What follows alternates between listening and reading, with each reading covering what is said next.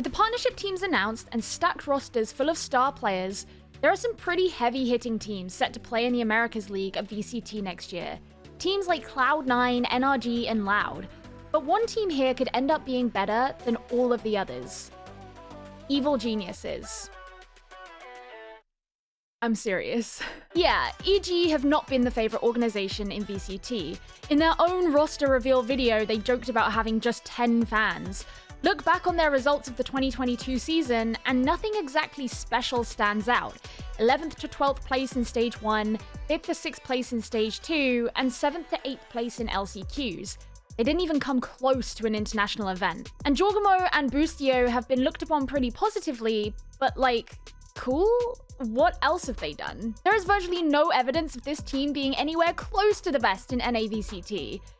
So why the hell would I have hope for this roster now? Well, because it's not actually about the roster. It's important to understand the philosophy of the Evil Geniuses org. EG have shown a commitment to development and infrastructure above anything, especially above the method of just buying star players. This philosophy is what led to them winning the LCS and coming in the top 4 at MSI in 2022, with a roster that contained a 17-year-old rookie and an 18-year-old not even a year into his LCS career. Now, the current VCT roster has no rookies going into 2023, but it does have 2 teenagers whose Tier 1 career started only this year. And most importantly, this roster continues on from the 2022 season, which allows them to build on something that they began to develop just in the last season. And alongside this continued roster, they're bringing in 2 players who have seen international success in Ethan and BCJ. These 2 could potentially support the rest of the team, similarly to the roles of Vulcan, Inspired, and Impact on their LCS team. Now, this may not be convincing enough if you want individual, immediate, explosive success. Players like Ye, Aspas, Cryo, and Zekken are gonna get way more attention and have way higher expectations than a roster who failed to reach top 4 in any VCT stage this year. But that doesn't mean it will always be that way in the future. Peter Dunn is Evil Genius's head of coaching staff, and recently he appeared on an episode of Travis Gafford and Mark Zimmerman's Hotline League to talk almost precisely about EG's coaching philosophy. For context, in League right now, there's a whole discussion about whether NA pros are lazy.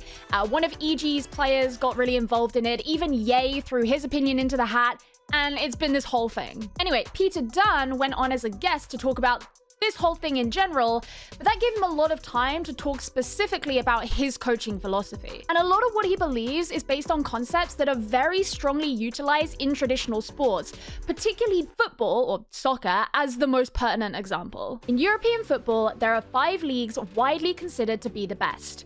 These leagues represent the nations of England, Spain, Italy, Germany, and France. And yet, the Netherlands have become known as a region which produces incredible young talent and pushes well above its weight in international competition, despite its own domestic league not being that notable. This can be narrowed down specifically to the club Ajax, who famously developed Frankie de Jong and sold him to Barcelona for 75 million euros, and has recently been bought by Man U for 85 million euros. Despite being from a less exalted football country, Ajax went lossless in their Champions League group last season and typically perform above expectation because of their focus on development. And this isn't the only example of this either. In the Bundesliga, Dortmund have become a massive powerhouse to rival the monumentally wealthy and successful Bayern Munich.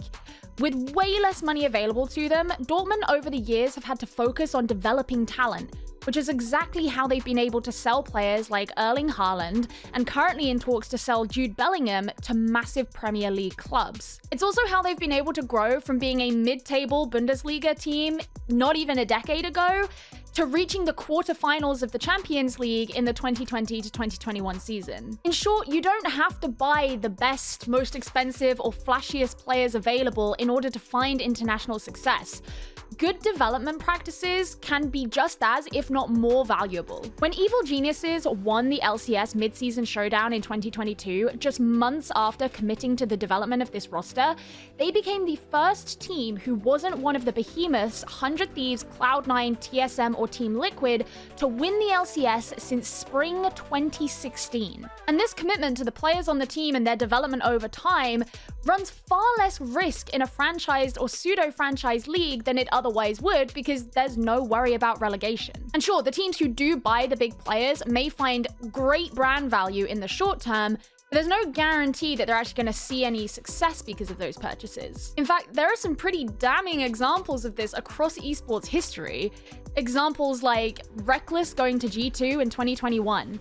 This team, whose dynasty was always spoken about, who made Worlds Finals in 2019, came 3rd in the spring playoffs and 4th in the summer playoffs that year.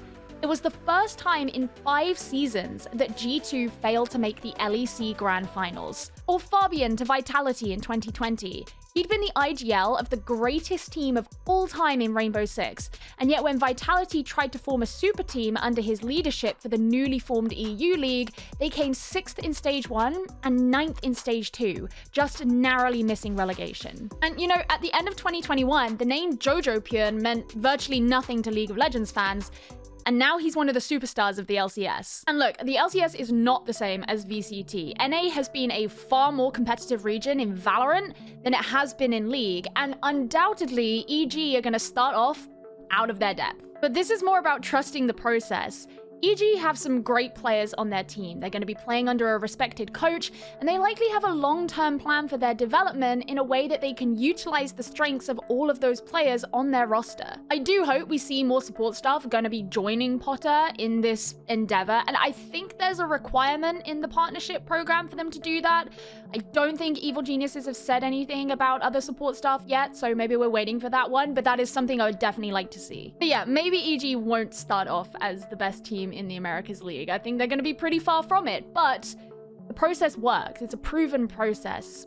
It's just a matter of time. But I want to know what you guys think. What are your thoughts on the EG roster? Do you think they can be competitive? I know a lot of people expressed some disappointment that they hadn't gone and use the opportunity they have as a partnership team to go and lap up all of these free agents. Some people were kind of angry about it, but some people also think that this is a really underrated roster. I'm also curious what you think about this general philosophy of buying really good players versus developing players from the ground up. Do you think that the players on EG are kind of enough for that to work with? What are your thoughts on it? Let me know. This is one of my favorite topics of conversation in esports, especially when talking about the NA region of basically anything, because I think NA being such a wealthy region, it comes up a lot. But for now, thank you guys so much for watching the video, and I will see you in the next one. Goodbye.